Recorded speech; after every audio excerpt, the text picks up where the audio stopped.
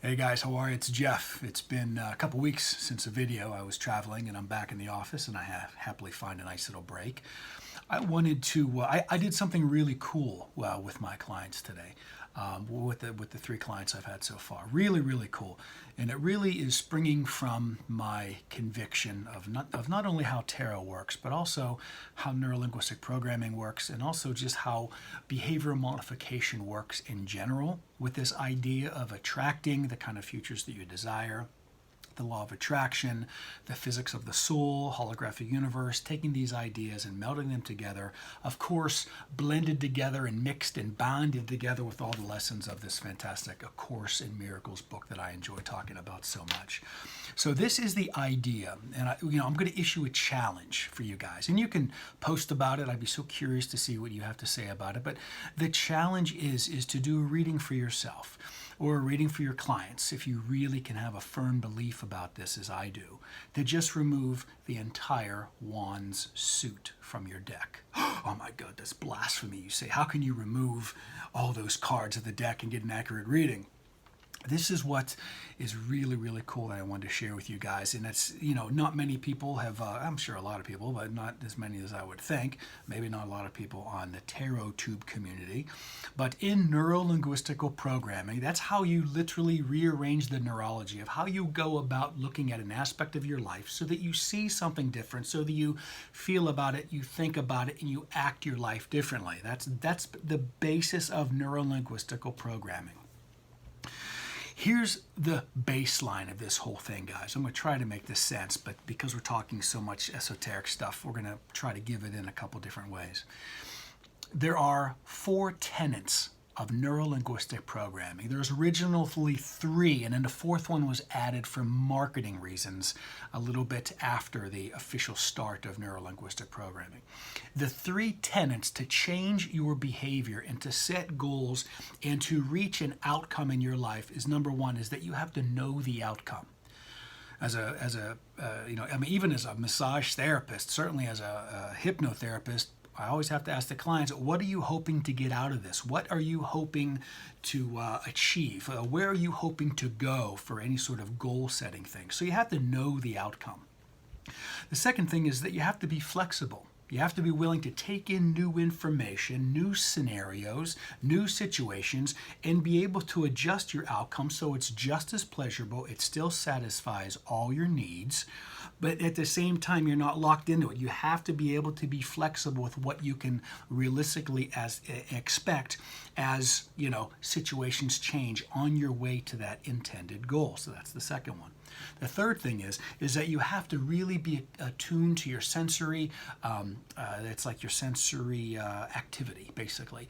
You have to be able to really observe, not judge, but observe when things are happening in your thought systems, to be able to think more positively towards your goal, or to be able to not look at blockages or stoppages as more opportunities to learn, to find a better way to your goal. So your mindset, your thinking, being sensory acuity to all, or sensory acure? Being attuned to your senses to realize you're either moving towards your goal or away from your goal. Okay, now the 4th one that was added, which is pretty much the basis of this whole thing that I'm doing about taking the wands out of your tarot deck just for an experiment, just for a little bit of a challenge, is 3, take action. All right, this is where this whole thing, I hope, comes together. The idea of taking action is almost completely non-important, because whenever you do the first 3, action is inferred. Okay? Hashtag action is always inferred. The people, the coaches that tell you got to make a game plan and drive, and no matter how much you don't want to do it, you got to take steps forward. That's very Anthony Robbins, which obviously is very successful and obviously captures the group of people that feels in their belief system that you have to push and move and grind and get up and push around and get around and all this stuff. This new thought system is very Joe Dispenza, okay? It's very Joe Tabanella. It's very align your thoughts with your feelings about finding that being state of how you're going to be once you reach your goal, And then, here's the thing, and then you are prompted into action. Action should not be a step. Action should be the effect of causing a change in your sense of being.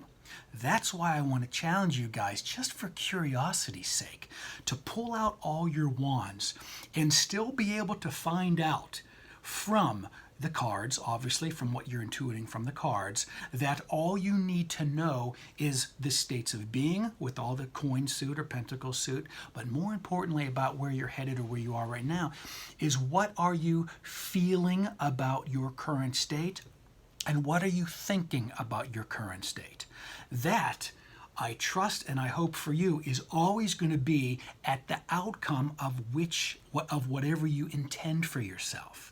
Okay, that's all over this book, A Course in Miracles. This book has so helped my tarot career and my practice, along with the other Ascended Masters material that's out there. I'm thinking about doing a whole entire series about the Ascended Masters and their lessons. And not one time in 800 pages or so much of this. I read it. I'm completely done with this, by the way, and I'm literally starting it over again because it was so good. Not once do you hear about the importance of action in the creative process. It is every master, the Christ in this particular book talks about your emotions and your thoughts as the only component of consciousness that you can change, and it is the consciousness that creates.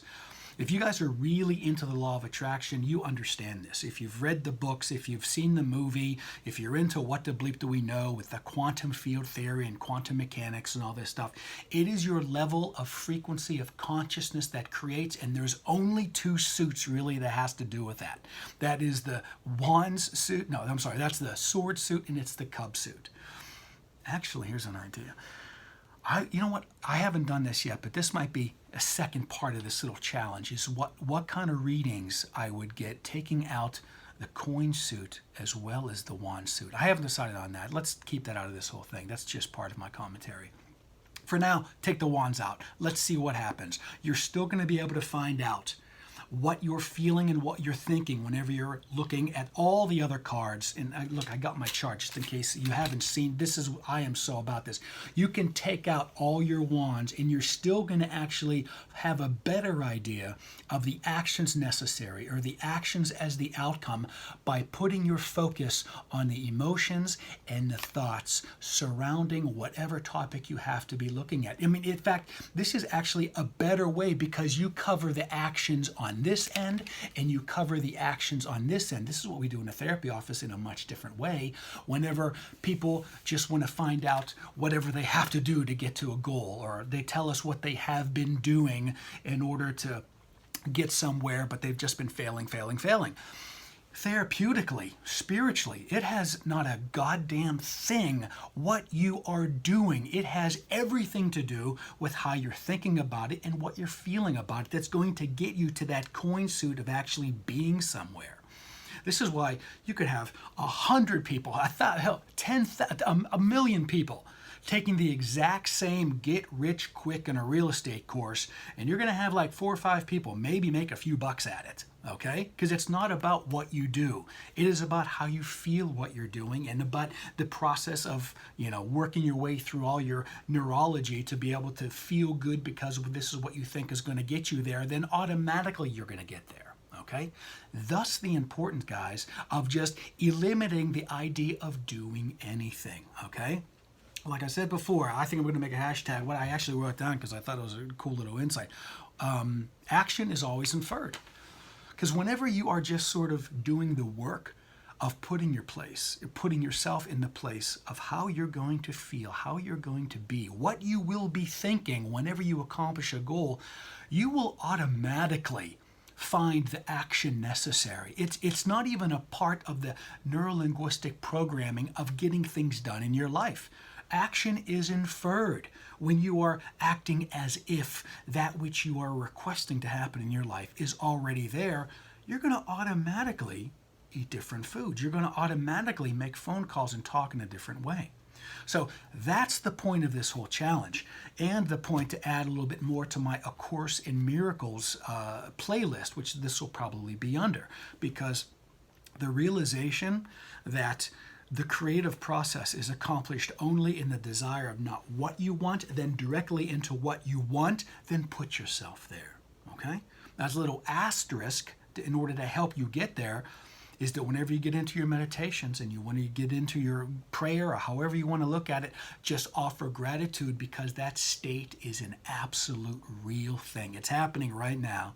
If you know me, if you read any of the books that I adore, it is the only way to access that which you intend for yourself is to experience it now. Then enough of these nows line up, and enough of the electromagnetic fields form the things that need to happen in your life so that you're literally standing in whatever situation that you dreamed of. I've seen it in my own life in more ways than I can count. And I just had it with another client that finally got, after a few sessions, that it is not what you do to accomplish your goals. It's how you feel knowing that you're going to end up where you can have faith and belief and a sense of knowing that you're going to get there. That state of being, that pentacle suit, is what directs your actions, okay? Feel free to add your experiences with the idea of taking out the wands suit completely and getting even the more valuable information for spiritual growth, and most certainly to be able to attract the things, the people in your life that you want to, okay? So I hope you enjoyed this video. I hope you found some value in it. A short little note that I might make another video about this, because I missed you guys. I haven't spoken with you guys in a while. Tarot-thon is coming up, and I'm really excited about that. We have like the coolest people on the interwebs to be able to contribute. 24 hours, 23 channels. The originator of this, Simon from the fantastic, the magnificent, the most loving Hermit's Cave. He's going to be bookending the entire thing. I think it's coming up June 2nd. I got to definitely make sure my calendar's up on that. I think I'm at 4 o'clock Pacific Coast time, which is, I don't know, that means whatever that means to you, wherever you are. So anyway, kind of mark out June 2nd, I'm pretty sure it's June 2nd, for a Tarot-thon, and we're just going to have a hell of a lot of fun. For those people that are boycotting Tarot-thon that happen to still watch my channel, I hope you have a fantastic day. I hope you do something that you're proud of, that you love, and that you just end the day just saying, I'm just so glad I spent my day doing what I'm doing. Even on a side note, I don't particularly care to hear why you are doing or spending your day not doing what I have an interest in. You can keep that to yourself as far as my channel is concerned, and just know and trust that I want you to make the decisions that are right for you, because they don't really affect me. And I just want them to have a positive effect on you, okay? So thank you for watching, and let's be brave a little bit. Let's take the wand suit out of our decks, maybe just for one little thing, just to kind of see how insightful you can be when you kind of get what's going on with your actions, by really focusing on what's really, really important, and that is what you're thinking and what you're feeling about the outcome that you intend for yourself, which is not by accident because of this beautiful chart. Your state of being, where you're finding yourself, that has the most influence on your actions than your thinking or your feeling themselves. All right? You'll notice that your state of being is everything. It affects your swords the most. It affects your cups the most. And if this is coming up reversed the way I'm looking at it now, I don't know how that's going to play out. I think you can manage. Bye, guys.